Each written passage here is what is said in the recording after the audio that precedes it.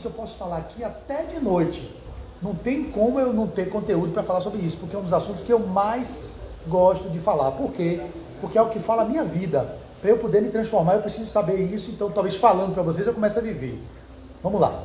Tá aqui de novo na parte 2, então abrindo a parte 2. Para quem vai entrar nesse momento, tem a parte 1 do nosso seminário aqui, que nós estamos fazendo no Núcleo Espírita da Ajuda, Luz da Ajuda, em Arraial da Ajuda. E hoje a gente tem o prazer de conduzir um seminário sobre o tema Auto-Perdão e Auto-Amor, primeiros passos para a evolução integral. Então quem chegar aqui agora e não entender nada, pegar o bonde andando, vai lá no meu Instagram, não agora, porque eu vou publicar ainda a primeira parte, depois que eu acabar o seminário. Eu publico a parte 1 e a parte 2 e vou disponibilizar também no meu canal do YouTube. Talvez no canal do YouTube eu coloque tudo junto. Eu vou editar as duas partes e publicar tudo de um lugar só, tá bom? Quem não sabe, meu canal no YouTube é Flávio Nery de Azevedo, tá certo? Então vamos lá.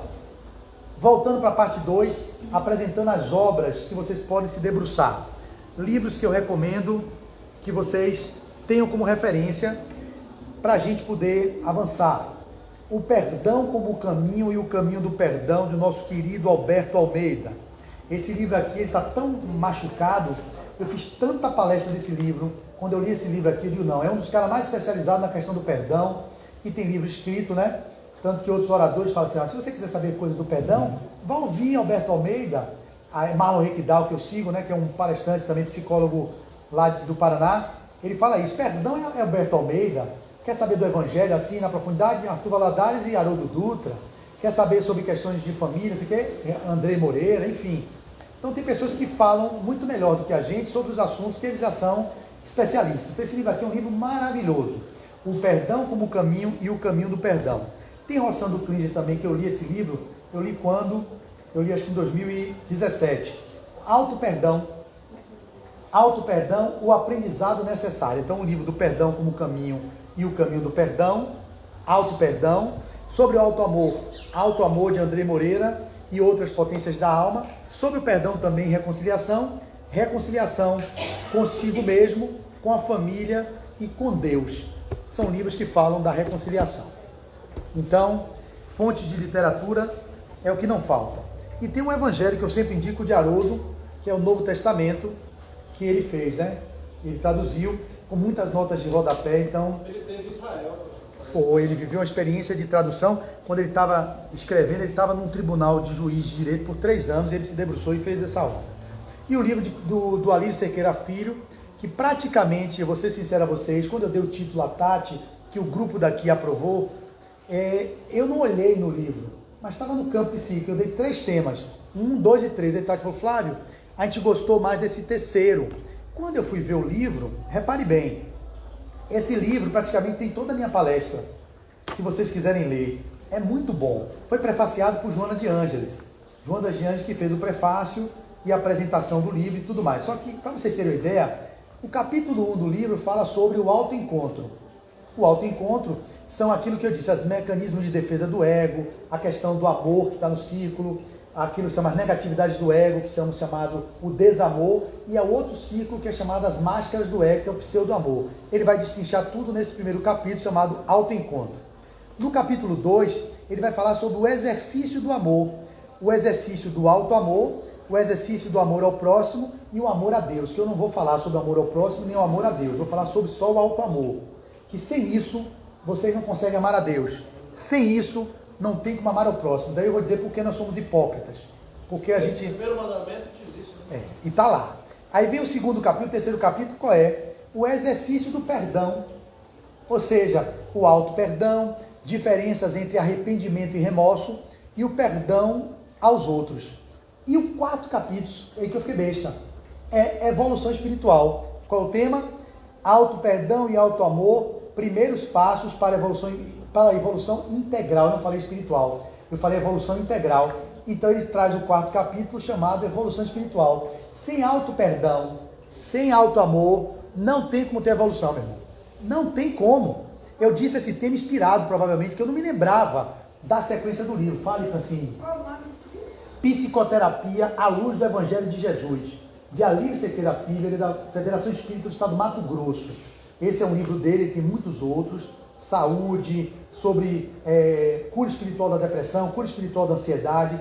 Ele é médico, psicoterapeuta, também é terapeuta de regressão a vidas passadas, ele trabalha com programação neurolinguística, ele é biólogo, ele é psiquiatra, enfim, ele tem uma formação vasta nas terapias integrativas e por isso que a escrita dele, ele contempla o Evangelho, contempla a psicologia profunda de Jung e contempla a psicologia analítica, a psicologia de espírita, de Joana de Ângeles.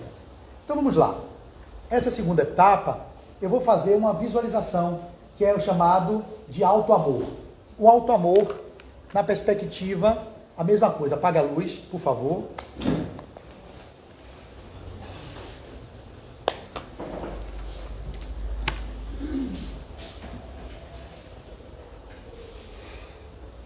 Vamos àquela musiquinha que você tem lá no seu celular, pra gente botar, meu querido. Poxa, eu precisava olhar. Se você puder. Muito. Deixa eu ver qual. Aqui controla o volume também. Vamos botar. Eu botei essa, vou botar essa aqui. Música relaxante. Deixa eu ver o volume aqui pra te controlar. Está aqui conectado. Deixa eu ver se pegou.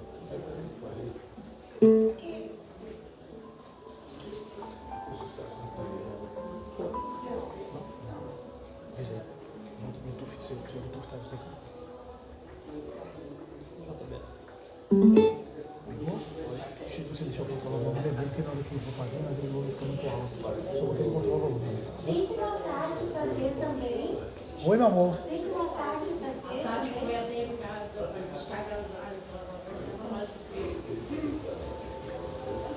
Então, gente, ó, vamos silenciar agora e vamos ficar. É só mais 5 minutinhos, tá bom? Então vai passar rapidinho, não dói nada, viu, minha comadre? Minha comadre? O nome dela? Qual é o nome da comadre? Como? Sandra. Dona Sandra? Vamos lá, meu amor. Agora todo mundo presente, se de preferência descruza as pernas, para a senhora também que ainda não chorou a dor de sua mãe, da partida dela, tira a bolsa de cima da mesa, da cadeira. E eu vou fazer desse jeito agora. Deixa eu pegar aqui. Eu precisava primeiro enviar, eu faço no outro bloco. Vou fazer mais uma tentativa para a senhora, no final eu vou ler uma mensagem. Você tem no seu celular a mensagem de Marcel de ontem, que ele enviou? Quem recebeu a mensagem de Marcel de ontem? Foi linda a mensagem. Tá, eu pego aqui.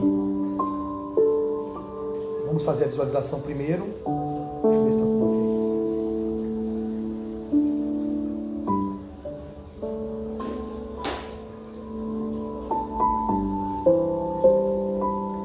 Então, ouvindo a música, inspirando lenta e profundamente, só serão 5 minutos.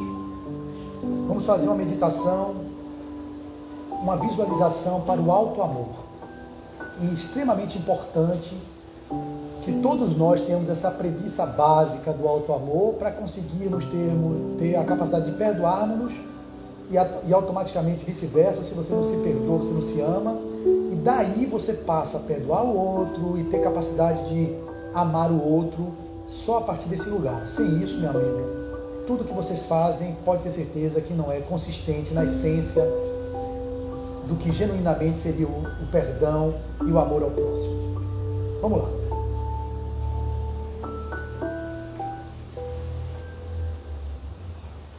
Nesse lugar que vocês se encontram, sentados e respirando pausada e lentamente, e à medida que você vai inspirando,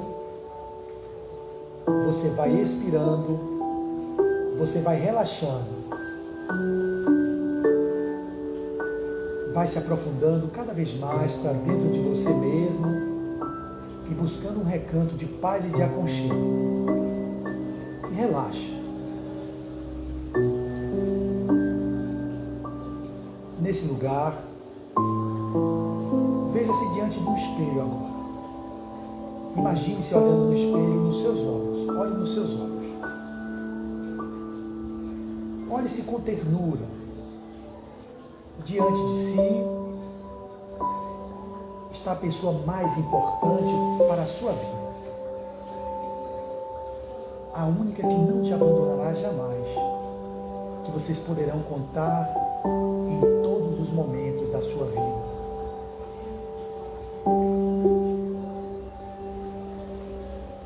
Sorria para você mesmo. Sorria para suas lutas, suas dores, provas, expiações. Acolhe em vocês mesmos o que ainda não está amado, o que não está resolvido, o que não está solucionado, o que ainda não foi desenvolvido, mas está em latência, a ponto de ser desenvolvido. As suas limitações, as suas inabilidades, aquilo que ainda não pode ser nesse momento, mas será inequivocamente no futuro. Se esse for a sua vontade e a vontade da vida.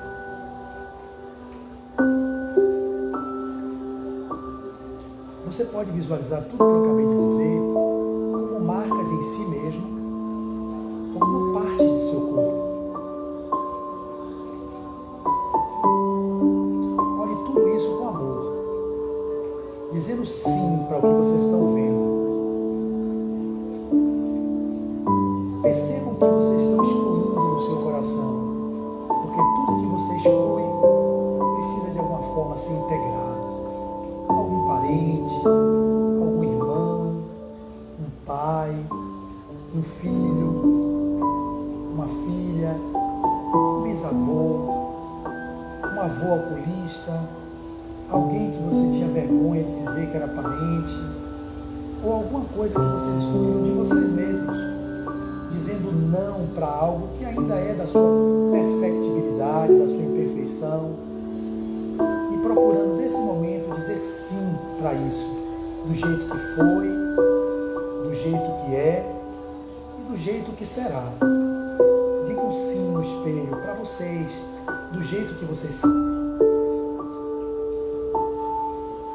Aquilo que você exclui, que você não quer olhar nem reconhecer em vocês, coloque um espaço no coração. Isso é o mais importante, que vocês precisam olhar nesse momento, que precisa ser acolhido e amado. Pode ser uma parte sua, uma característica, um sentimento, ou uma pessoa.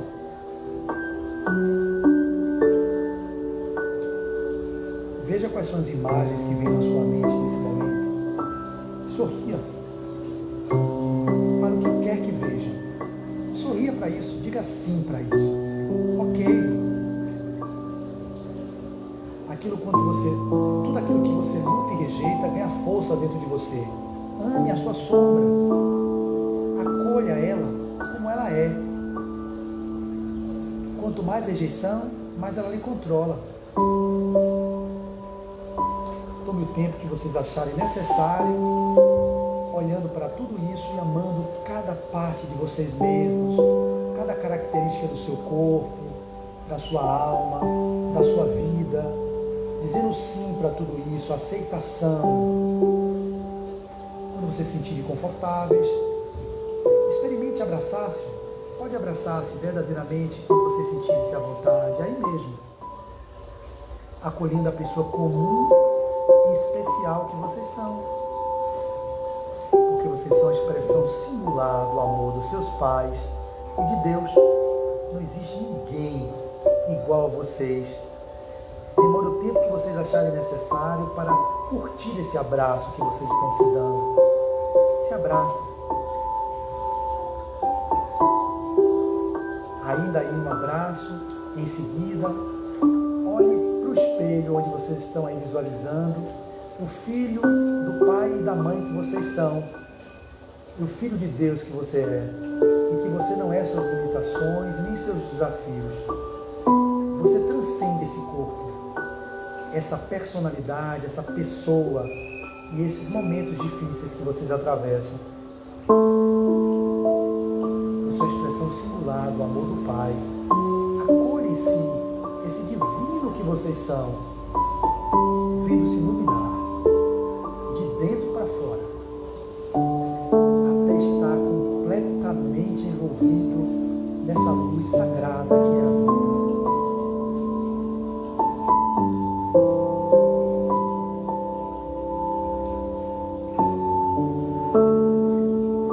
E assim, nesse espaço de gratidão, de relaxamento, respire profundamente,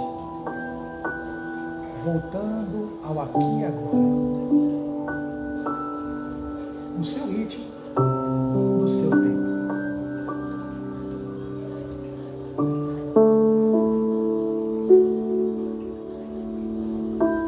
E ainda de olhos fechados,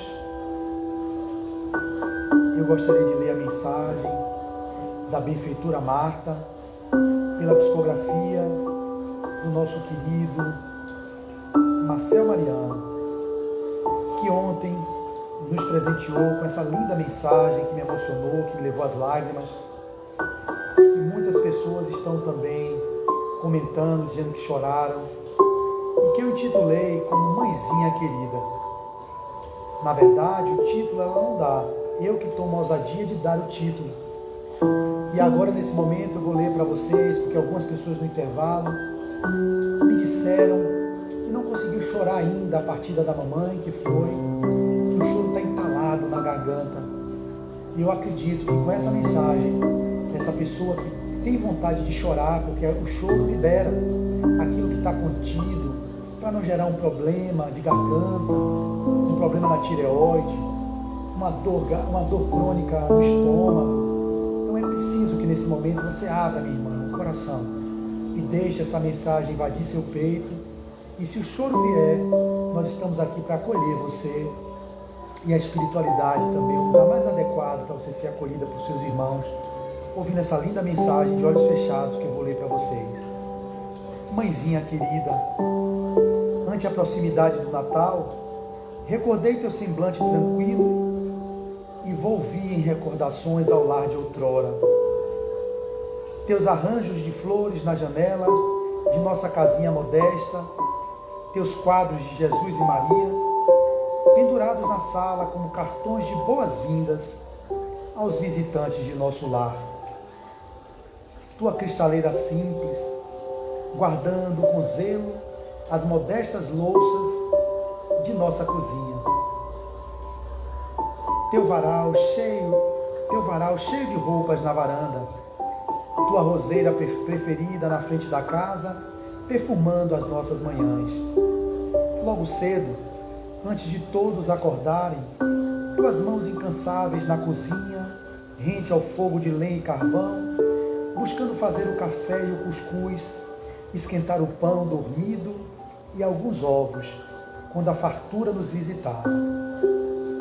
Teu pote sustentado numa pedra, coberto por tampa larga, ocultando a linfa de que nos servíamos para matar a sede. A toalha bordada da mesa, que tuas mãos na costura do final de tarde tornaram um lindo enfeite. E quando o Natal chegava, mesmo sabendo que não teríamos ceia farta ou qualquer guloseima cara, teus olhos de júbilo pela alegria antecipada. Uma bandeirola no teto da sala singela, uma guirlanda improvisada na porta de madeira sem pintura, um lembrete qualquer em cima da mesa. E na véspera da data magna, em tendo condições, confeccionavas um bolo que seria nossa oferta ao menino Jesus. Mãezinha, hoje não sei dizer, me voltaram essas lembranças, exumei recordações dos meus porões afetivos e tua presença na harpa de saudade me tangeu as cordas do coração. Perdi por instantes o ar da mulher madura e me vi outra vez a menina em teu colo. Teus cuidados com meus vestidos usados, tua higiene na moradia que tínhamos na conta de um palácio, e tudo isso porque eras a nossa rainha. Onde tuas mãos tocavam, uma alegria se estabelecia, fazia de nossa pobreza material uma lição de humildade. Mesmo quando te surpreendi em lágrimas na varanda, tinha sempre uma nota de amor no corpo cansado das labutas diárias. E cada época natalina tinha sempre teu toque de encanto, e aquele menino da manjedoura passou a ter novo significado em nossas vidas miúdas. Recordo a infância mais recuada, quando na noite tempestuosa uniste minhas mãos na prece do Pai Nosso. Em teu colo encontrávamos refúgio e segurança ante os trovões que rugiam acima das telhas, e na manhã seguinte éramos os teus pintinhos, buscando os campos molhados e a terra reverdecida. Hoje desfilam estas cenas por minha memória, teu quarto em silêncio, a sala vazia, o jardim sem flores e a mesa deserta. Tua ausência física, mãezinha, provoca uma sensação de incômodo. Saio à varanda, quem sabe te buscando além da janela, e nas vastidões dos campos não consigo enxergar teu vulto, regressando para nosso lar, trazendo nas mãos uma abraçada de flores. Mãezinha, perdoa se não fui a filha que deveria ter sido. Ouvida em teu amor minha indiferença daqueles dias, ajuda-me a não te apagar da memória mais querida. Por mais que o tempo passe, que a tecnologia nos insensibilize, a convivência contigo permanece como o meu maior tesouro na vida. Em faltando tão pouco tempo para o Natal, me deixo arrebatar pela saudade de tuas carícias, teu afeto de mãe zelosa e tua fibra de mulher incomparável. Bem sei que os tempos são outros, os dias se fazem roldanas que homem algum pode deter. O relógio nunca parou para atender nossos caprichos, e tua ausência agora tem outro sentido, mais dolorido. Mãezinha, onde estiveres, pede a Jesus para regressar outra vez à casinha que foi nosso castelo. Vem novamente encher de alegria aquela sala pequena, erguer no pé da parede a árvore natalina enfeitada com aquelas bolas desbotadas. Posso esperar a senhora na véspera do Natal? Os dias estão difíceis, as notícias trágicas nos devoram e o medo assalta muitos corações. E bem sei que quando uma mãe ora, intercedendo pelos filhos, ela consegue arrebentar as portas do céu. Grande é a misericórdia de Deus, infinito é o amor de Jesus. Indecifrável é o coração de uma mulher quando se faz mãe. Não tenciono fazer carta longa, mas encerro minha súplica num formato de prece. Mãezinha, se o menino da manjedoura permitir, vem outra vez nos acalentar na noite de Natal e me faz criança uma vez mais em teus braços. Onde estiveres, Deus te ilumine e te faça uma estrela nos céus da minha saudade. Marta, Salvador, 23 de setembro de 2022. Que todos aqueles que tiveram suas mães, que foram arrebatadas do corpo físico e que estejam no outro plano, elevemos o nosso pensamento ao alto e sintamos a presença amorosa dessa mãe querida, naquela que representa a nossa mãe maior, nossa Maria de Nazaré, que está sob a regência de todas as mães e que nesse momento vai consolar os corações dos filhos que sofrem, aquela saudade que nunca acaba, do colo materno, do colo aquecido, do colo amoroso. E você, querida filha, que se encontra sem conseguir chorar o choro da minha partida, diria sua mãe: eu vivo noutra dimensão, eu sigo meus passos, os passos do Cristo, como vivi na terra, é a vida que eu levo no além. Não se preocupes, cuida da tua vida, que eu estarei sempre a te amparar, de longe, a velar por você e por todos os meus. Que Jesus nos ampare, nos guarde, nos guie e nos fortaleça para acolher aquelas mães que sofrem no plano espiritual por ter deixado seus filhos, e aquelas que já estão em condições de dar suporte, que elas sejam o sustentáculo e que na noite do Natal possamos ter a presença delas junto com o nosso Messias a consolar os nossos corações. Ser conosco, nossa querida Mãe Santíssima, hoje, amanhã e sempre. Que assim seja. Pode acender a luz e vamos ao nosso trabalho. Então, essa mensagem eu recebi ontem, na verdade Marcel recebeu, e eu recebo na lista de transmissão, para ficar claro, viu? E eu pego e faço a locução, que está no meu canal do YouTube, lá, como Flávio Nery Azevedo, tem 351 mensagens que eu fiz locução, e Marcel já está com 900 e poucas mensagens, que quando chegar em mil, ele vai transformar em livros. Marcel já esteve aqui, é um orador maravilhoso, que eu adoro, gosto muito. E aí, a benfeitora Marta, eu aprendi a amar, como Joana de Ângeles. Elas, para mim, são as duas mulheres que eu mais tenho afinidade, Marta e Joana. Mas então, a gente vai falar sobre o alto amor. Como é que a gente pode se amar sem se perdoar? Uma fala vai estar imbricada com a outra. É indissociável. Para falar do alto amor, é preciso entender que tudo aquilo que nós falamos no primeiro momento, se nós não tivermos um olhar caridoso conosco mesmo, de acolher a nossa sombra, de acolher as nossas mazelas, de dizer sim para a vida como ela é, do jeito que ela é, nós jamais vamos conseguir dizer para nós mesmos que vale a pena nos amar. A única saída que a gente vai ter de poder encontrar o alto amor e daí partir para o amor ao próximo e ao amor a Deus é amando-nos a nós mesmos. Eu não consigo ter um roteiro mais seguro do que o alto amor.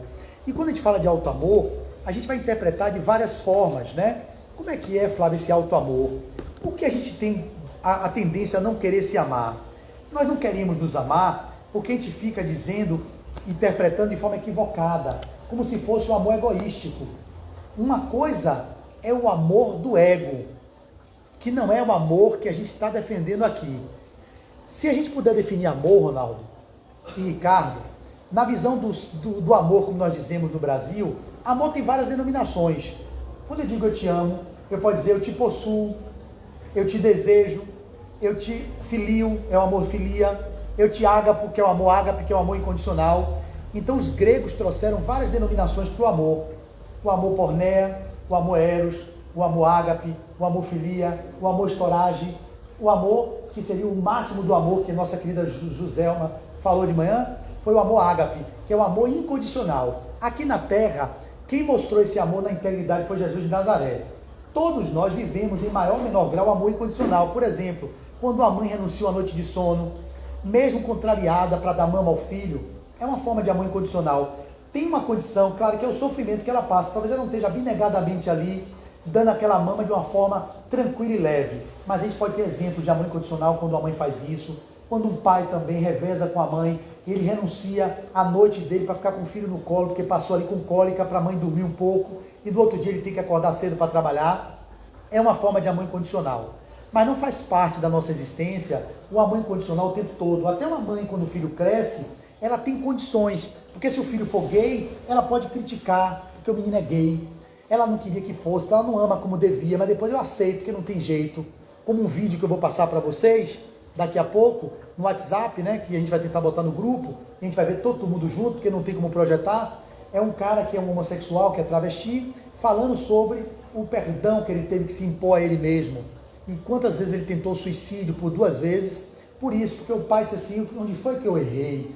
Dizer isso para o filho, tudo bem que ele viva a máscara, que ele não aceita a homossexualidade, a gente sabe que a nossa sociedade é uma sociedade homofóbica, mas dizer para o filho é um desamor muito grande. Dizer, meu filho, onde foi que eu errei, que eu fiz isso com você? Então, até um pai e uma mãe pode não ter o amor incondicional, mas não cabe a gente criticá-los. Como eu disse no início, eles nos deram o bem maior, que foi a vida. Mesmo esse pai que disse isso para esse filho, vocês vão ver no vídeo, ele deu a vida ao filho. Então isso é inequivocamente o maior bem que ele tem. E por mais que ele não seja conivente com o que o pai pensa, ele não deve entrar no lugar da crítica. Mas isso tudo é para dizer que o amor que a gente fala, do alto amor, é esse amor incondicional que nós deveríamos ter. Que a gente percebe no Evangelho as mensagens que o Cristo nos dá: amarás a teu Deus acima de todas as coisas e ao próximo como a ti mesmo, que o Ronaldo já disse, todo mundo já sabe, está careca de saber. Não é sobre isso que eu vou falar, porque sobre isso vocês veem todos os oradores falando. Às vezes esse assunto que eu toco e outros oradores que eu acompanho, que eu sigo, Marlon, Andrei e outros que eu tenho uma certa afinidade, Alberto Almeida e outros tantos, eles são psicoterapeutas, o Alírio também, Sequeira, eles trabalham com a psique. E a gente quer tratar justamente as demandas existenciais de vocês. Então quando a gente fala de alto amor, a gente está dizendo desse mínimo amor que vocês deveriam ter, de revelar o que vocês são, no que vocês são, do jeito que é. esse homossexual que se escondeu, talvez por um tempo, quantos pacientes eu atendo, gays, tantos, eu estou trazendo o exemplo do homossexual porque foi o que me veio, que é o vídeo que eu vou revelar, mas a gente pode extrapolar isso para qualquer lugar. Muitos deles não se aceitam porque a sociedade não os aceita e por eles não terem um amor próprio. O próprio Andrei fala isso publicamente, o quanto tempo ele sofreu com a homossexualidade dele, o quanto ele teve que se negar, se esconder, e até o ponto que ele se assume quando ele encontra o auto-amor, e não é à toa que ele escreve o livro Auto-Amor e Outras Potências da Alma. Esse livro, ele tem uma parceria com Dias da Cruz. Quem não sabe, Dias da Cruz é um médico homeopata carioca, que foi um dos presidentes, salvo engano, da Federação Espírita Brasileira, da FEB. E ele é um dos espíritos que escreve através de Andrei, e esse livro foi ele, e a outra parte foi Dias da Cruz. Os dois são médicos, Dias da Cruz aqui, os dois são homeopatas, e ele talvez tenha essa afinidade com o Andrei, que para mim é um cara que eu amo de coração, esse ser infinito. E Andrei é gay, e ele viveu também essa experiência. Foi no Instagram de Andrei que ele postou esse outro cara, que é um gay, chamado travesti. Ele é travesti. Então, ele posta esse vídeo falando sobre o perdão, sobre essa questão do auto-perdão e a questão do suicídio, que esse cara que vocês vão ver o vídeo tentou se matar 2 vezes.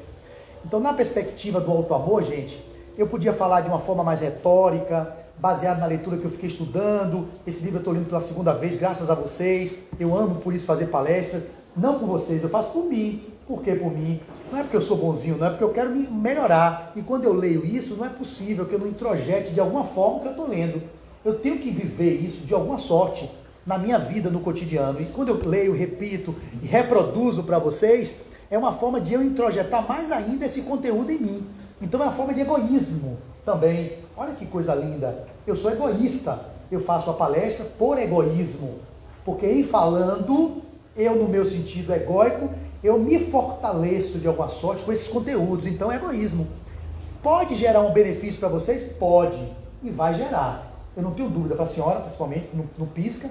Essa aqui, no primeiro, veio até de uma piada de um cara que fica assim, ó, fica assim no sol, não pisca, os olhos abertos, toma sol. Ela não pisca. Eu sei que ela está piscando, mas ela não pisca. Eu nunca vi tanta veemência numa presença. Se ela não, ela é o que? Sua esposa? Se não modificar isso aqui, você me manda um WhatsApp, a gente vai trocar o WhatsApp aqui, viu? Flávio, só foi mesmo ouvindo, não está ouvindo nada que você está dizendo, não mudou nada esse diabo. Você pode mandar. Eu pinguei um colírio, né?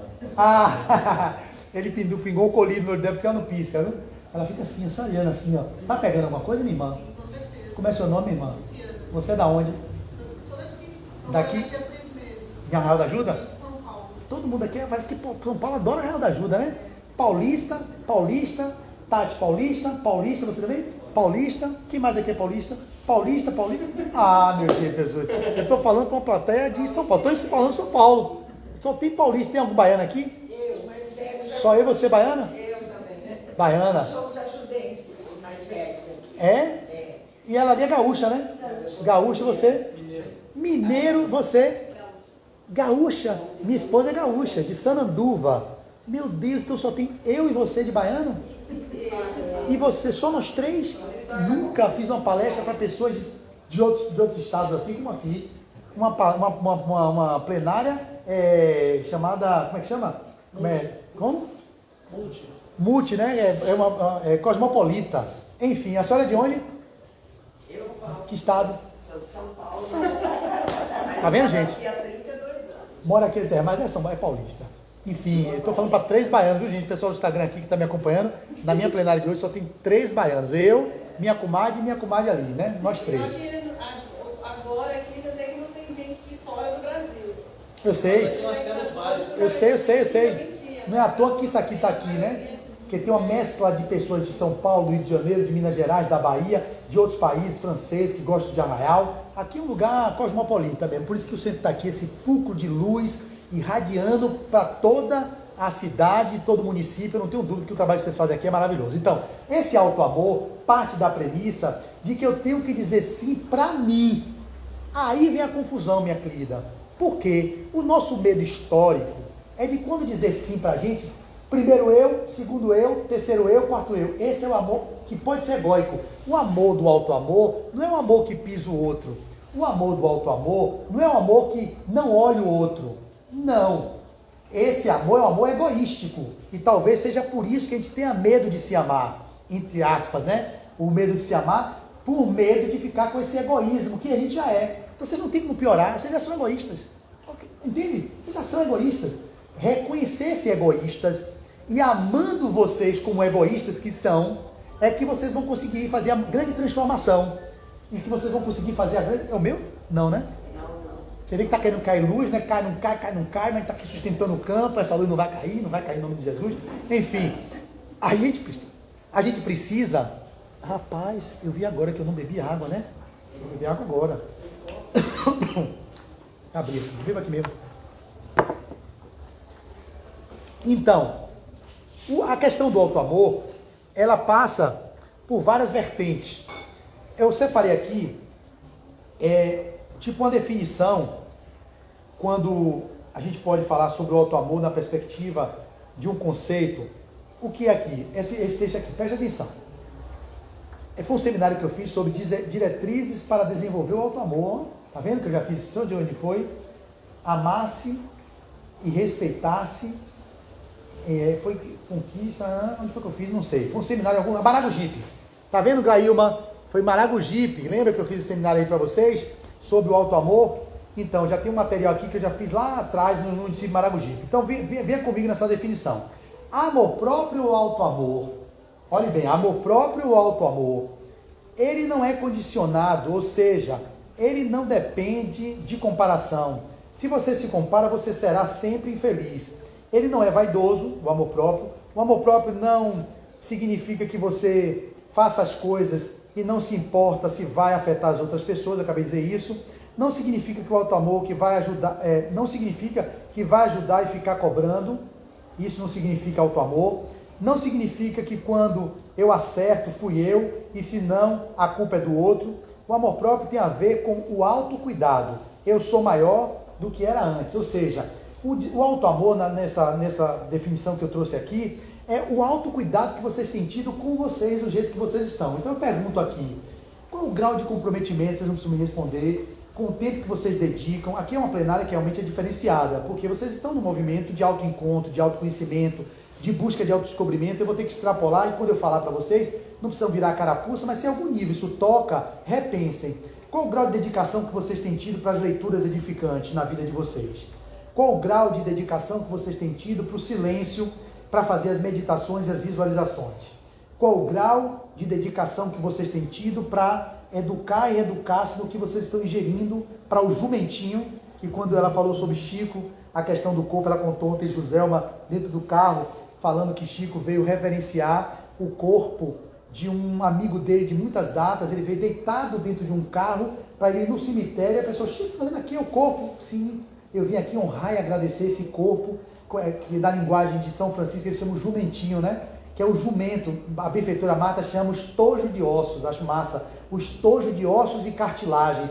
Esse estojo de ossos e cartilagens, esse jumentinho, a gente tem que ser grato a ele. Chico foi demonstrar gratidão a um amigo somente para o corpo físico, que ia ser enterrado. O pessoal criticando, mas Chico, ele já não está do outro lado? Sim, mas eu vim olhar para esse corpinho, que foi através dele que meu amigo pôde se expressar nessa realidade. Qual o grau de implicação e de comprometimento que vocês estão tendo no cuidado com o jumentinho, com esse estojo de ossos que vocês estão habitando?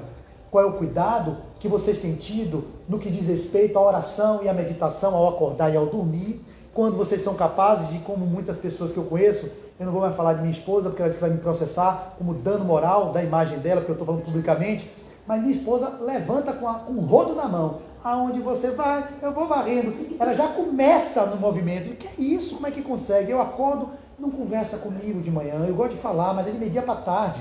Amanhã é um movimento de introspecção, eu não marco paciente de manhã, eu vou fazer meu yoga, o meu milagre da manhã, eu vou fazer os meus asanas, o tai chi, eu vou visualizar, eu vou meditar, eu vou ler. Depois, lá para 10, 11 horas eu vou descer, mas não estou. Eu acordei 7 da manhã, 6h30. Eu estou no meu processo comigo mesmo, no meu autocuidado, nesse tempo que é meu. E aí quando ela vem, ela chega assim, né? Ela já quer me trazer problema, eu estou dizendo, não me traga, me mancedo, deixa isso, pode esperar. Não, Flávio, porque eu preciso mandar mensagem para o paciente querendo marcar, você vai... Não, essa agonia que a gente vive, nós vivemos assim, muitos de nós vivemos assim. Quem se identifica com isso, repense que grau de auto-amor, de autocuidado vocês estão tendo quando vocês saem do sono e são incapazes de fazer higiene mental para o dia, ser um dia produtivo, um dia expansivo, um dia leve e divertido? Quais são as primeiras palavras que vocês leem ao amanhecer? Você abre o livro Pão Nosso? Você lê Fonte Viva, Vinha de Luz? Você abre o Evangelho segundo o Espiritismo e pega uma máxima do Evangelho e leva para o seu dia para ficar pensando naquilo? Esses são movimentos de alto amor, de autocuidado. E na hora que deita, é a mesma coisa, amanhece varrendo e limpando, e fazendo a faxineira aqui, que ia faxinar agora de tarde, não, eu vou faxinar. E como é que vai faxinar? A coisa está suja lá, você vai chegar às 5 horas como destaque, mas está tudo do mesmo jeito. Olha uma tarde dessa, engrandecedora, não por mim, mas você está em contato com essa egrégora, viver a experiência da mensagem de Marta. Você não ia ter isso? Ia estar em casa faxinando domingo, né, irmão Rafael? Concorda, Rafael? Concorda, né? Ele sempre concorda. Isso, Rafael. Muito obrigado, Rafael. Porque eu estou aqui, velho, gerando um problema de intriga na oposição. Estou botando farpas no casamento. Não, que não seja farpas, né? Mas é óbvio que um alto amor, minha amiga, a gente sabe que a casa precisa ser limpa, a gente sabe que esse salão doutrinário foi limpo, mas o grau de autocuidado e alto amor é um dia que você se dedica ao encontro com você mesma, talvez na fala de um outro, na contribuição de uma pessoa. Então isso é o grau de importância que você está se dando, e graças a Deus você se deu. Porque senão eu falei no carro, né, quando eu parei o carro ali, eu ia entrar em seu sonho desdobrado, e ele dizia assim: Francine, você não foi, cadê você? Ele perseguiu pro resto de encarnação. Você tem um demônio no seu campo. Você se salvou disso que eu falei. Eu não falei, Ricardo? Eu vou entrar no campo dela. Se essa mulher não vier hoje, eu falei tanto, que vem. E que bom que vocês estão aqui. Isso é honra, eu honro vocês e agradeço a presença. Então, o grau de dedicação a esse alto amor, a esse autocuidado, demonstra a importância que vocês se dão em primeiro lugar. Porque a gente é capaz de fazer tudo pelo outro. Será que a gente está fazendo pelo outro no que diz respeito ao amor essencial? Ou são as máscaras e os mecanismos de defesa do ego? Por isso que eu falei no início daquele campo que a gente... E quando eu falo de mim, viu?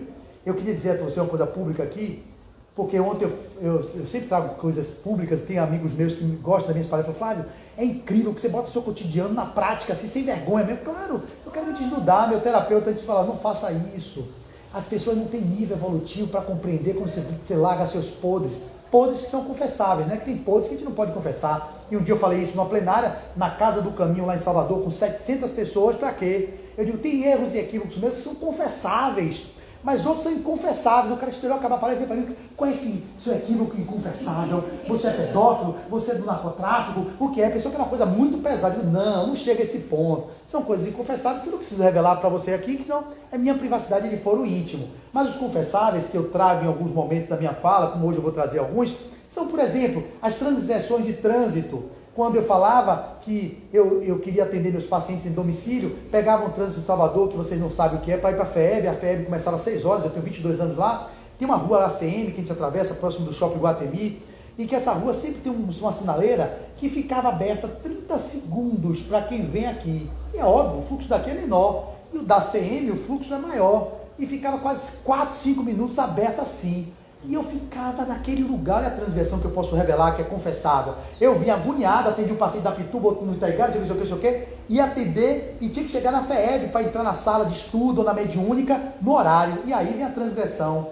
Eu pegava o trânsito, isso eu vou contar para vocês, que eu já conto há milhares de tempos aí via lá em cima na ladeira que a sinaleira estava nos 30 segundos, os caras na fila, eu parava atrás, eu via que eu conseguiria atravessar, eu sentia que eu conseguia, porque o cronômetro, eu sou neurótico do tempo, então eu sabia que eu ia virar aquela estrada, mas a mulher da frente inventou de naquela hora ajeitar o rímel dela.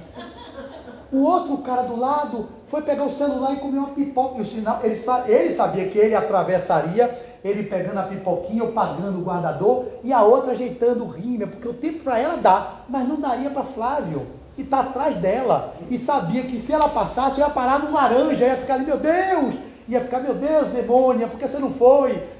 Aí o que é que eu fazia? Eu, que sou um ser humano, comum e imperfeito, pela direita, passava na frente deles, dava contramão não, ia pelo lado que não podia passar, e aí eles ficavam atrás, sobravam, opa, ficou, e eu fui. Então isso é uma transgressão do dia a dia que eu posso confessar para vocês. Quem não tem transgressões com essa, tira a primeira pedra. Se até Jesus com a mulher adúltera falou isso, e ninguém jogou, desde os mais velhos até os mais moços, porque todos ali tinham algum equívoco, algum delito, que a gente chama armátia, né? Que errar o alvo não é pecado, é o erro ao alvo. Então todos vocês têm, em maior ou menor grau, a gente comete esses delitos. Só que a gente tem o malveso de esconder isso da gente mesmo, de mostrar, por exemplo, que nós não fizemos aquilo. E o que é que a gente faz?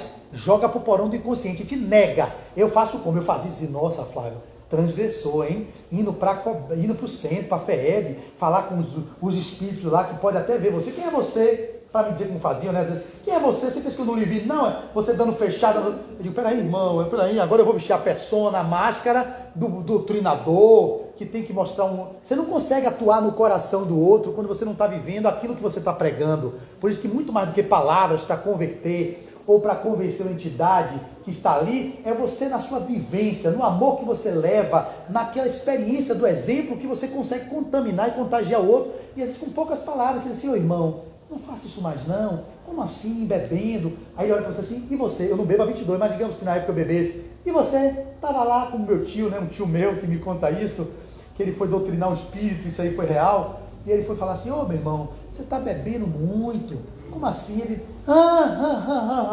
quem é você que estava no Pelourinho tomando cravinho, jogou na... Quem não é daqui não ri, agora eu entendo, que tem pessoas aqui que não são daqui, são de outros estados, mas o cravinho é uma cachaça que tem lá no Pelourinho, que ele ficava tomando tipo uma cachaça mesmo, e ele falou, irmão, mas eu estou tentando, eu disse, não, você estava tomando cravinho que eu vi ali, poxa, agora eu percebi que eu não posso mais pedir ao outro que faça aquilo que talvez eu já não esteja em condições de fazer. Então ele queria doutrinar o espírito, falando para o outro assim, larga a bebida, isso não vai levar a lugar nenhum, você está vendo que você está aqui nesse lugar porque era obsediando um cara que estava envolvido com álcool, né? Ele falou, quem é você para falar isso de mim? Se eu vejo você no Pelourinho tomando um cravinho, toma ou não toma?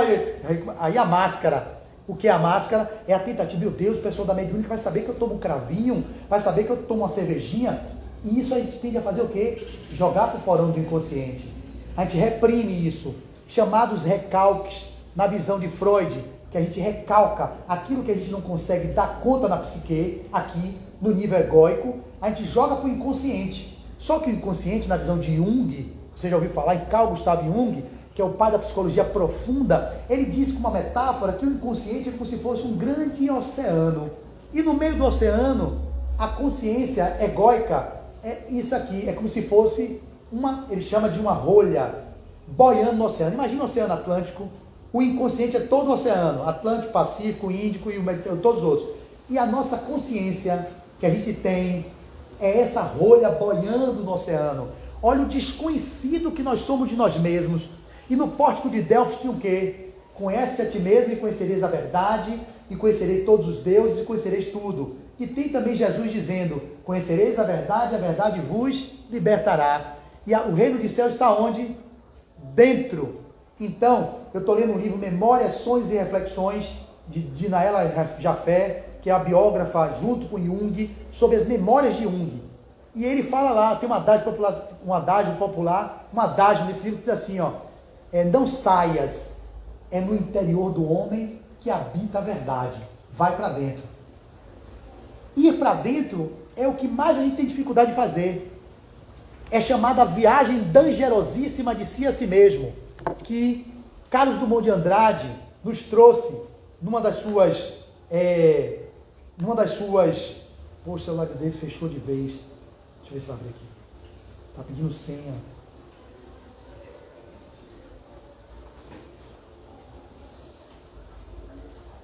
Ixi, eu não vou saber a senha agora. Porque eu uso o celular dela, abrindo com o meu polegar. Só que agora deu algum chute aqui e tá mandando abrir com a senha. Deixa eu ver se eu consigo aqui, vou lembrar.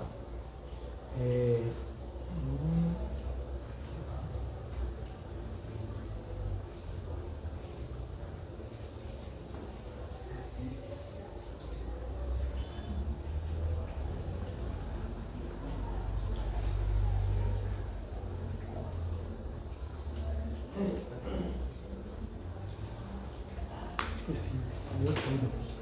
Sem isso eu vou sobrar. Vou ter que dar o pause lá para ver lá uma mensagem. Então, eu posso dizer de memória mais ou menos o que Carlos Drummond dizia. Veja, Francine, a mensagem de Carlos Drummond dizia assim, a viagem dangerosíssima de si a si mesmo. O homem, esse bicho, o homem, ele foi, habitou a terra, colonizou a terra, ficou enfadado da terra. Não é ipsis verbis, como está lá no poema de Carlos Drummond, mas é mais ou menos isso. Ele se enjoou da Terra, foi para Marte, habitou Marte, colonizou Marte, se enjoou de Marte, saiu de Marte. E viajou para Júpiter, colonizou, habitou, povoou Júpiter e se enjoou. Vou habitar a Lua, procurou a Lua, habitou a Lua, colonizou a Lua, e quão enfadonha é a Lua. E aí ele resolveu criar uma roupa sideral e habitou o Sol, colonizou o Sol, fez tudo com o Sol, e disse quão enfadonho é viver nesse Sol, nesse dragão, nesse touro espanhol indomável, sei lá. E ele disse assim, poxa, tá tudo muito ruim por aqui.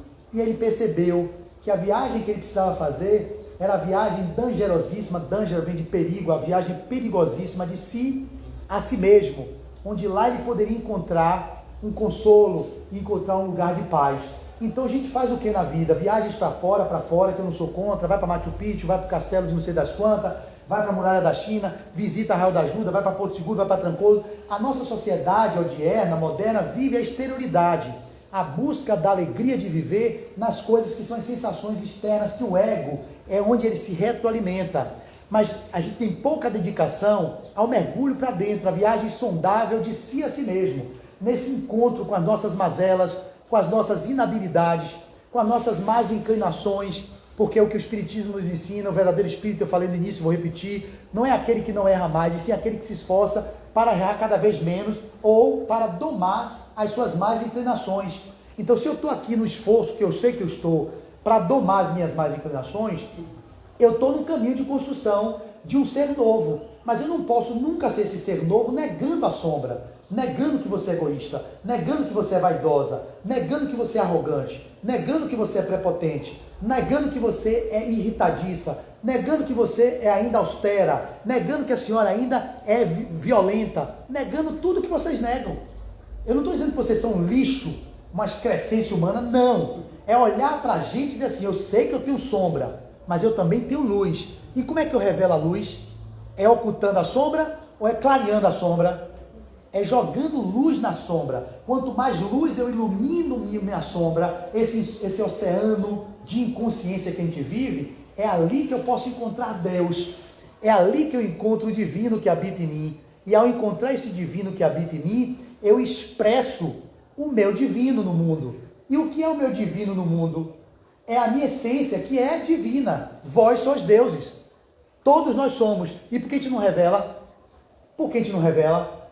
Porque a gente está preso no desamor, naquelas questões que eu citei no primeiro bloco, das mazelas egóicas, criando máscara para representar socialmente um pseudo amor, uma pseudo pessoa generosa, uma pseudo pessoa solidária. Eu estou dizendo com isso que a pessoa lá não vai ficar me atendendo com uma certa educação, não é para ser duro, não, é reconhecer. Por exemplo, eu sou egoísta, eu ia falar da minha privacidade com Daisy.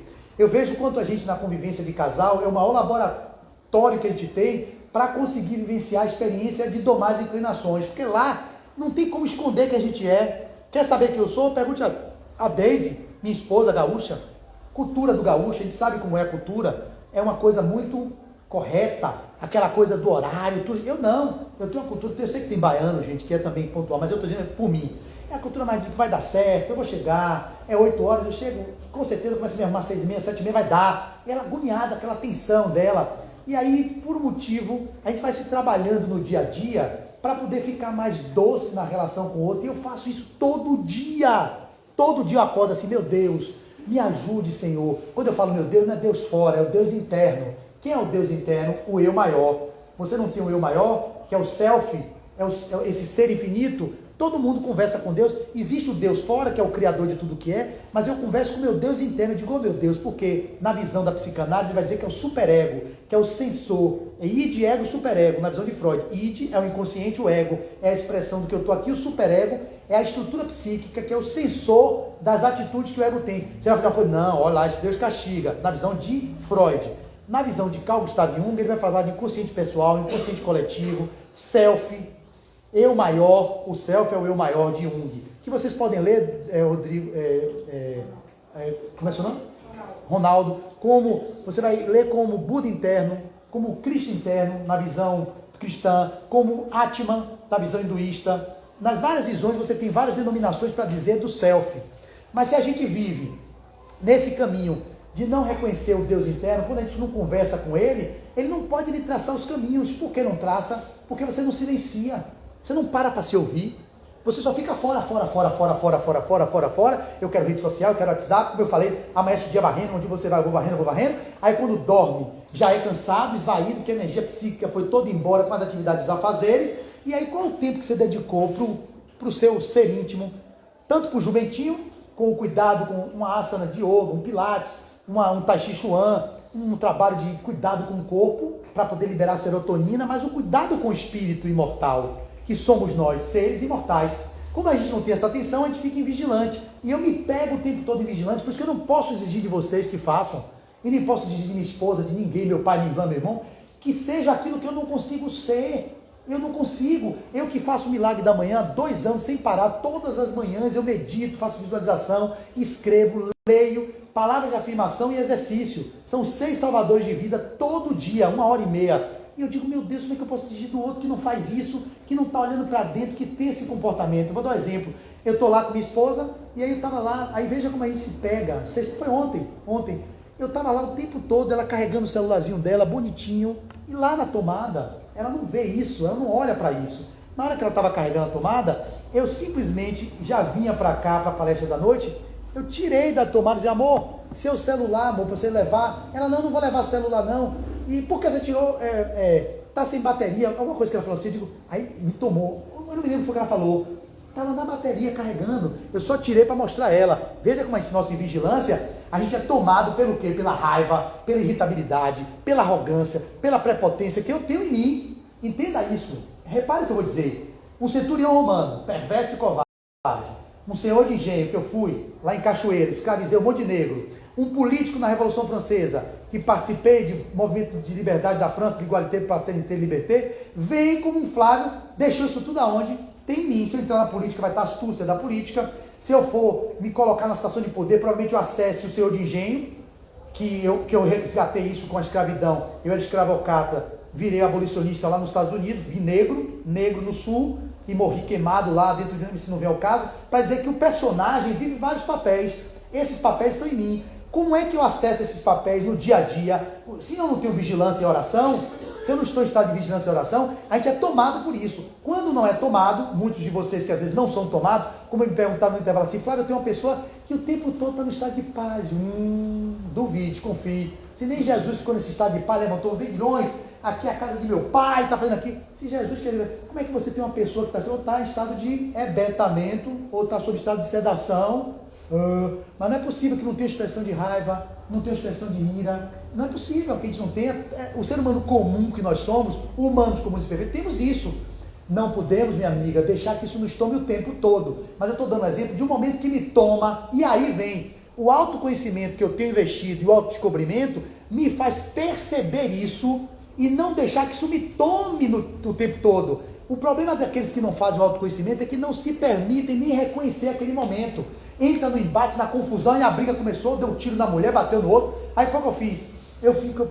Acessei o demônio que tem em mim, né, a raiva, o satanás, né, que a gente tem dentro da gente, que reconhecer isso. Aí na hora que eu fiz aquilo, com amor, com carinho, eu estava doce feito mel, trabalhando minha doçura e minha brandura, que é um exercício. Mas eu sei que eu não sou doce e que eu não sou brando, entende, Ronaldo? Eu sei que eu não sou doce, né? Eu não sou... Fico, ai meu filho, como vai? Eu não sou aquilo. Eu me tornarei um dia. Reconhecer significa, eu olho para aquilo, não vou mudar para ser um cara bonzinho, e às vezes sou tomado por aquilo. Aí foi ela que eu fui tomado. Quando eu digo, ela veio para cima de mim com uma fala que não era adequada à ação que eu tinha feito. Eu digo, eu reagi. Você não deve reagir. A gente deve olhar, respirar e dizer, só que eu não consegui botar na prática. Você não está vendo que eu estou aqui mexendo com o seu negócio? Eu digo, oi, eu respiro, peraí. Oi. Aí a hora do autoconhecimento, oi, meu Deus do céu, aí a hora de infartar. Oi, meu Deus, ai meu, que estágio que ainda estou. Você vai me matar, mas não é você, o problema está em mim. A gente quer jogar o problema no outro. O problema nunca é do outro, o problema é seu, você está rindo, né, miserável? O problema é nosso. Por que é nosso? Porque a gente quer jogar o outro a responsabilidade daquilo que eu não consigo fazer. Eu não consigo domar o demônio que tem dentro de mim, a ira que tem dentro de mim, e joga. É você que me tira do sério. Como é que eu estou aqui bonzinho, que eu não sou bonzinho, tentando me mostrar um negócio do celular, e você vem com 4 pedras na mão, assim, aí daqui a pouco ela não está na condição de olhar do jeito que eu quero que ela olhe do jeito que ela quer. Eu digo, beleza, aí fui para dentro de mim e disse assim, Fui ontem dormir, meditando, fui dormir onde Flávio, eu escrevo de noite, escrevo de manhã. De manhã eu escrevo com o meu desejo, meu dia, a gratidão a tudo que vai me acontecer, as coisas que eu quero propor. E de noite eu falo o balanço, meu Deus, como Santo Agostinho propõe na questão 919 do Livro dos Espíritos. Eu faço aquilo todo dia. Eu digo, oh meu Deus, por que aquela atitude diante de minha esposa? O que é que tem em mim? Qual é essa ira que eu não posso ser contrariado? Quem é esse déspota, esse arrogante que habita em mim, que a pessoa não pode dizer algo, mesmo que eu esteja exercitando a bondade, ela tem o direito de falar do jeito que ela quer, e eu teria que ter a condição, que eu não tenho ainda, de ouvir dizer assim, muita paz, não estava nesse estado de fazer isso.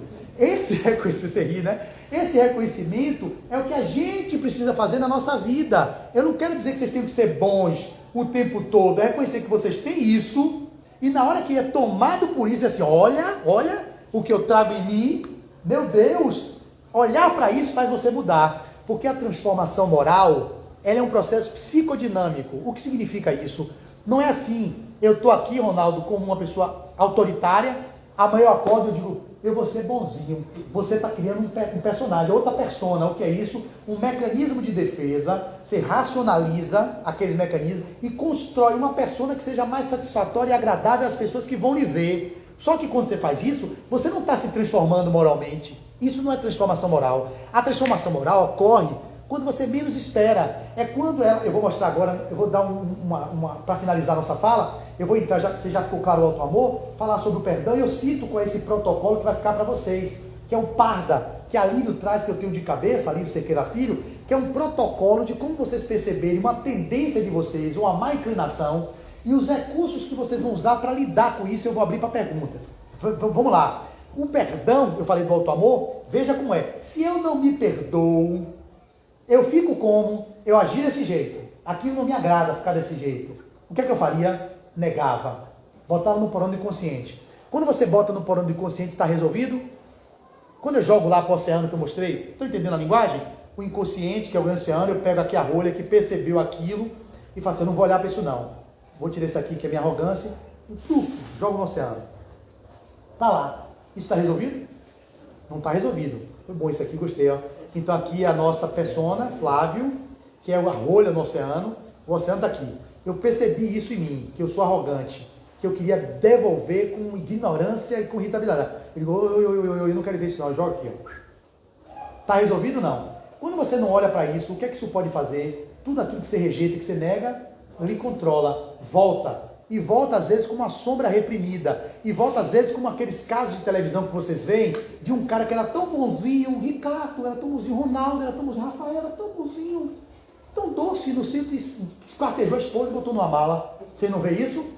Vê ou não vê? E não entende por quê? Como é que pode uma pessoa tão boa fazer uma coisa tão ruim? A sombra reprimida. Aquele demônio que ele tinha, que ele não olhou, veio de novo outro demônio, ele não olhou, jogou no inconsciente, e ficou vivendo a persona, como um mecanismo de defesa do ego, como uma máscara, bonzinho, gentil pro porteiro. A mulher chegou um dia em casa, falou uma liberdade para ele estava com uma irritabilidade com o chefe, usou um mecanismo de defesa chamado compensação e descarregou em cima dela, só que a descarga foi tão violenta e tão fora de propósito, que ele se perdeu e matou ela, matou, um pai que bate no filho, espanca, aí matou o filho, meu Deus, matei meu filho. É o efeito da sombra, o ódio que traz, reprimido, contido, não olhado e não visto, que toma o sujeito a ponto de ele fazer coisas que ele nunca mais, que ele não pensaria que fizesse, que as próprias pessoas pensavam que ele não era capaz de fazer.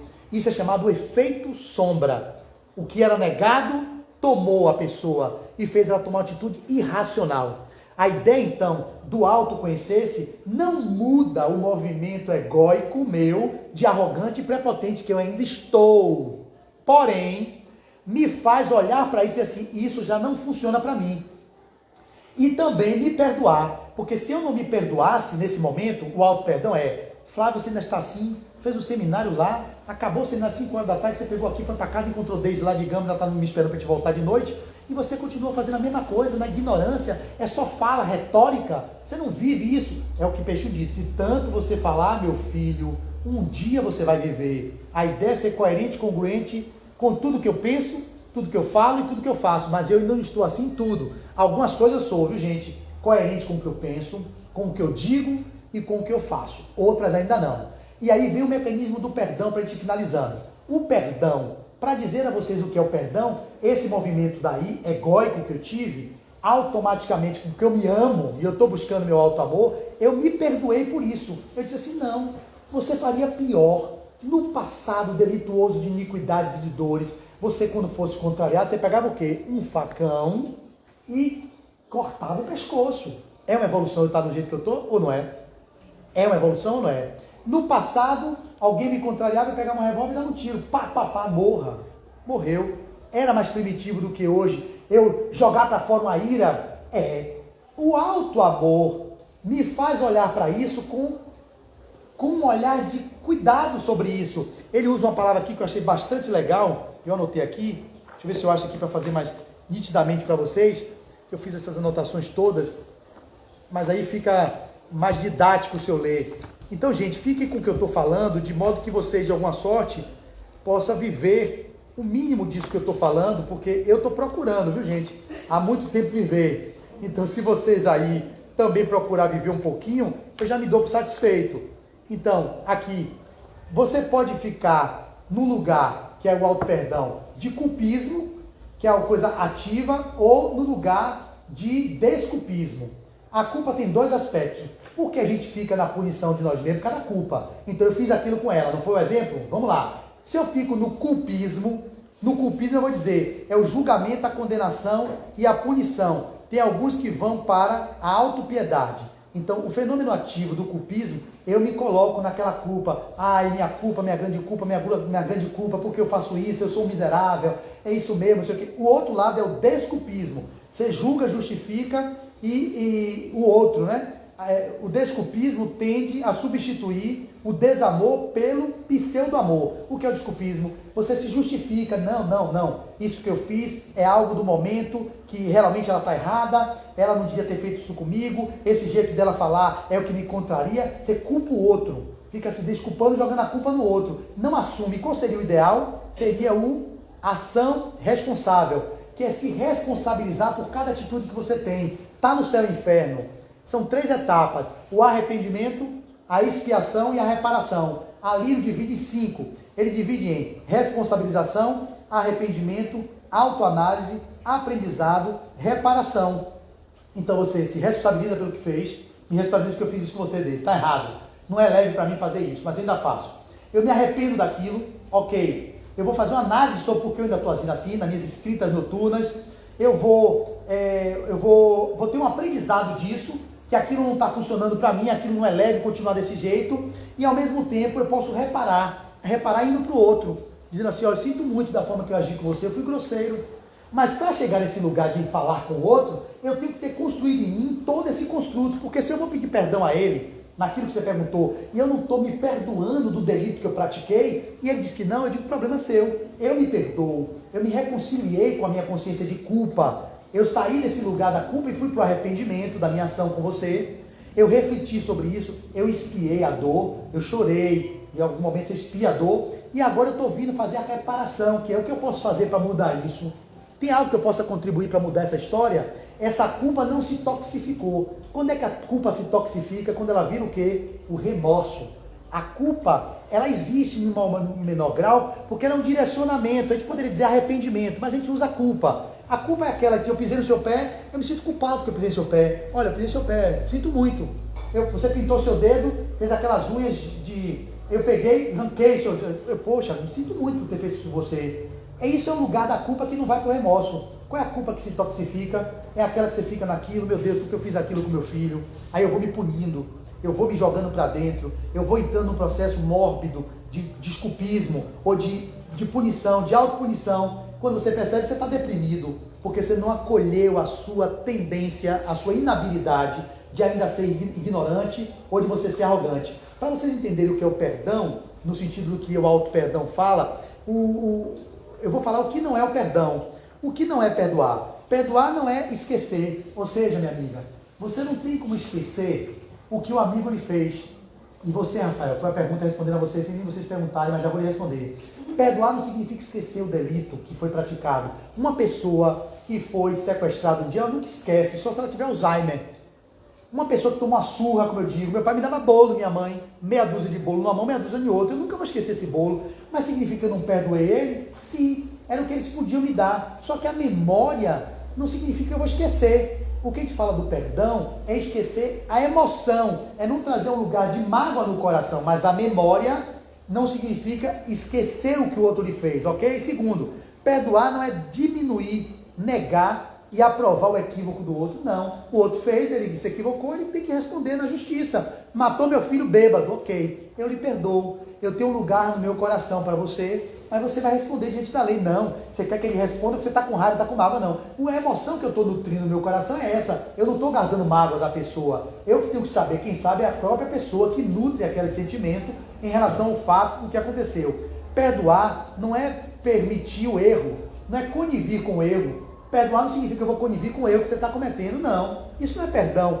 Perdoar não é parar de sentir dor. Se você é atropelado, alguém atropelado por um cara em álcool, fica paraplégico, você vai ter uma dor neuropática a vida inteira. Você não deixa de sentir a dor, mas eu posso perdoar, como muitas mulheres vão lá e vão na cadeia e dizem assim, eu perdoo você, como o Papa fez com um cara que deu tiro nele, ele foi lá e perdoou. O coração dele não estava cheio de mágoa, ele teve a capacidade de perdoar. Outro, perdoar não é concordar, nem confiar no agressor. Por exemplo, você tem um pai que foi abusivo com você, abusou. Você tem uma filha que cresce, você perdoa o seu pai, você acolhe o seu pai. Vamos supor que ele fosse um abusador sexual. Tem pais que abusam as filhas. Você tem uma filha que está com 13 anos, você vai viajar para a Europa, você vai confiar em seu pai e deixar sua filha lá? Não. Ah, então você não perdoou o seu pai? Não, eu lhe perdoei. Eu não tenho mágoa no meu coração, mas não significa que eu confio no Senhor. Isso vocês não entendem. Vocês acham que para perdoar tem que confiar no outro, tem que parar de sentir dor, tem que conivir com o erro, tem que esquecer? Não. Perdoar é um lugar de sentimento e emoção que você não carrega lixo mental, você não carrega mágoa no coração. Você de fato perdoou o outro. Nesse caminho de construção do perdão, a gente vai finalizando com um recurso que vocês podem utilizar. Como é que então a gente trabalha, Flávio, o alto amor e o alto perdão? Na perspectiva do que eu tenho para lhe entregar, tem 5 letras que significam parda. O que é o parda? É o que o Alírio traz com uma contribuição muito interessante. Vou trazer um exemplo em mim. Digamos que eu perceba que eu sou uma pessoa irritadiça. Qual é o primeiro passo para a mudança? É o P. Perceber que eu sou irritadiço. Perceber é o primeiro passo para a transformação. Se você não percebe, não há transformação. Eu vou dizer os 5, depois eu faço um exemplo para cada um. Perceber que eu sou irritadiço, vem depois o A. O que é o A? Aceitar. Aceitação. Eu posso perceber que eu sou irritadiço? Posso, mas não aceito. Percebo já, mas não aceito que eu sou. Não mudou nada ainda, não há transformação. Perceber, aceitar. Depois o R. Eu reflito sobre o processo da minha irritabilidade. O que me faz ainda ficar irritado desse jeito? Por que quando falam de mim alguma coisa publicamente eu pego ar? Por que eu tenho vontade de matar fulano quando fulano pega e come meu bolo? Por que eu tenho vontade? Eu estou refletindo sobre o que eu percebi da minha irritabilidade, sobre o que eu aceitei, que eu já sei que eu sou irritadiço, e agora eu estou refletindo sobre isso. Isso muda você? Não. Vamos para a quarta letra. Eu decido. Há necessidade de uma decisão. Se a gente faz constelação, o campo de constelação sistêmico, a gente mostra no campo alguns perrengues, alguns emaranhados que tem no sistema daquela família. Eu sempre faço uma metáfora assim, é como se fosse um quarto escuro. Quando você entra nessa sala doutrinária, se a luz está apagada, o que você faz? Acende a luz. Quando você acende a luz, você vê o quê? Tem uma cadeira ali, tem um gato, uma lata de lixo no lugar errado. Você vai se desviando daquilo. Se você não coloca a luz, você não sabe onde você está andando. A constelação, no caso, eu estou trazendo um exemplo para poder dizer para vocês sobre como funciona a decisão, é você olhar para o seu sistema e ver, olha, eu estou fora da ordem com minha mãe, eu estou sendo pai de minha mãe e não pode um filho ser pai do pai nem pai da mãe. Eu excluí meu irmão que era assassino, um exemplo, ou outro que é traficante. E eu estou numa lei de equilíbrio entre dar e receber com meu marido, onde eu estou dando muito a minha mulher e minha mulher só está recebendo. Isso é relação de pai e filho. Tem uma coisa fora de ordem. Eu olhei isso, a constelação mostrou. Mas e daí? Isso muda alguma coisa? Não. Eu tenho que decidir andar no território e fazer diferente. Tirar a lata de lixo, tirar o gato, o cachorro e caminhar até a porta. A decisão é da pessoa. Então, perceber que é irritadiço, Rafael, aceitar que você é, refletir por que você está nesse lugar de irritabilidade e ainda se encontra assim. Depois eu faço um movimento que decido que isso não serve para mim.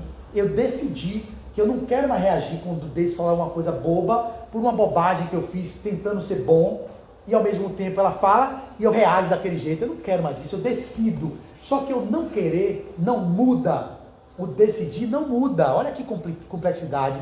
Eu vou para a quinta letra aqui, Ronaldo, que é o A, que é atitude, ação.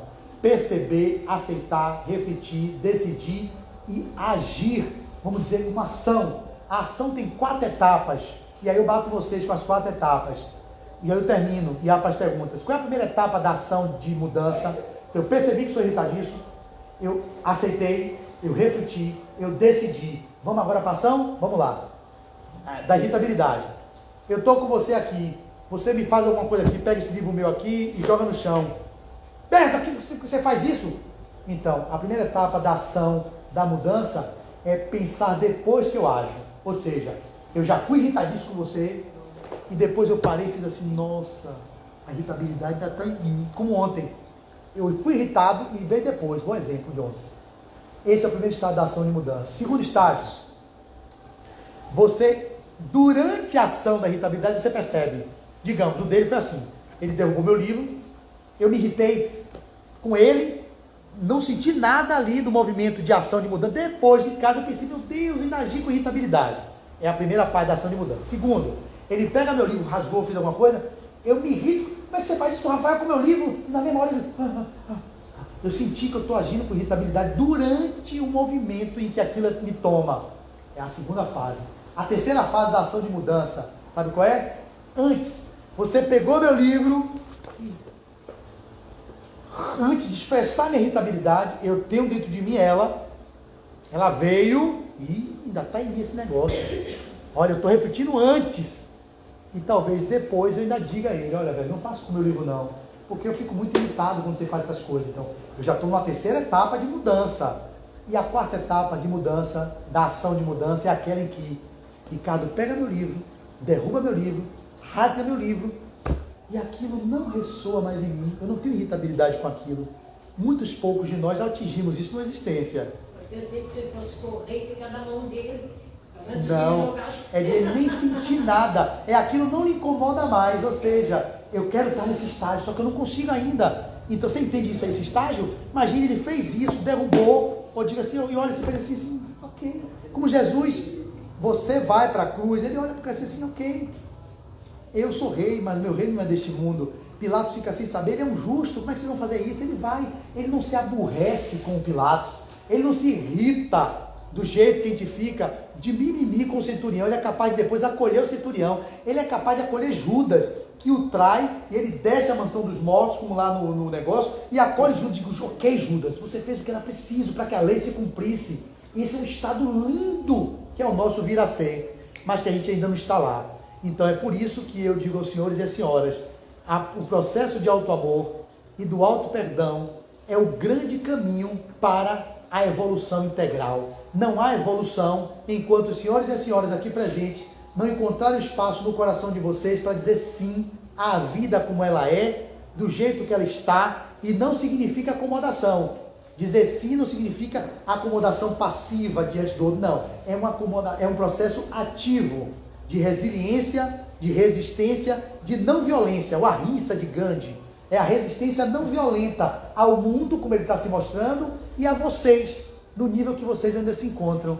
E esse é o estágio que a gente precisa caminhar. E para finalizar esse módulo, e aí abrir para as perguntas, que eu não vou, acho que talvez eu deixe as perguntas também, mas me vem uma canção, que é a canção, eu vou precisar do seu celular, que eu não vou poder desligar o meu, não tenho um código de Daisy, eu abri a canção aí.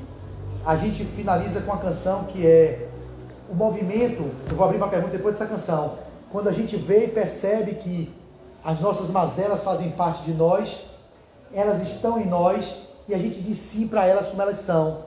A partir desse lugar, vocês estão dizendo sim para a sua vida, aceitando a vida como ela é. E a partir desse lugar, vocês conseguem encontrar um movimento de auto-perdão, e automaticamente vocês podem fazer um caminho para fora em relação a ajudar o outro. Não precisa esperar isso acontecer, vocês já podem ir fazendo, mas agora mais conscientes que vocês estão de que vocês não são altruístas, que vocês não são caridosos, vocês são pessoas egoístas que estão se esforçando para nesse mundo mostrar uma versão melhor de vocês a partir do autoconhecimento e do autodescobrimento, em que vocês estão, deixa eu botar uma música aqui, para poder a gente, no Google mesmo, no Google, tá funcionando aqui sua internet?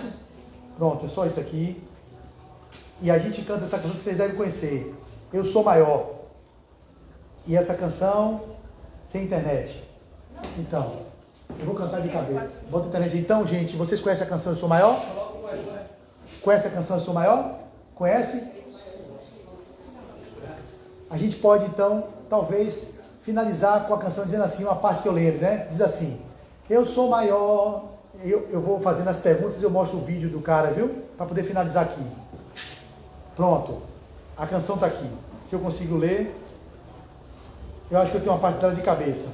Olha que canção linda. Também os direitos autorais, a Dani Black e a Milton Nascimento, Maior.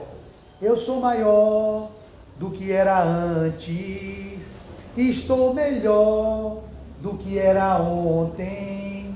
Eu sou filho do mistério e do silêncio. Somente o tempo vai me revelar quem sou. Eu sou maior, cantem comigo, do que era antes. Estou melhor do que era ontem.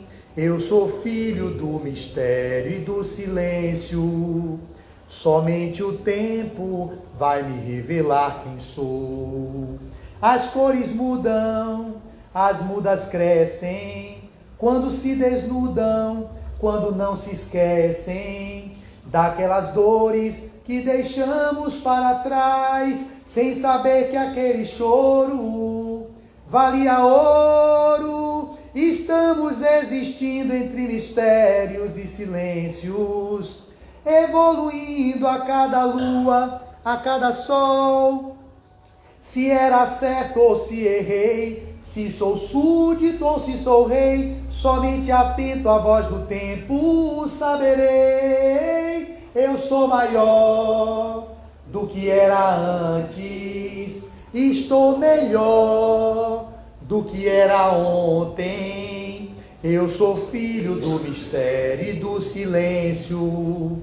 Somente o tempo vai me revelar quem sou. O final. As cores mudam, as mudas crescem, quando se desnudam, quando não se esquecem daquelas dores que deixamos para trás, sem saber que aquele choro valia ouro. Estamos existindo entre mistérios e silêncios, evoluindo a cada lua, a cada sol. Se era certo ou se errei, se sou súdito ou se sou rei, somente atento à voz do tempo saberei. Eu sou maior do que era antes, estou melhor do que era ontem. Eu sou filho do mistério e do silêncio.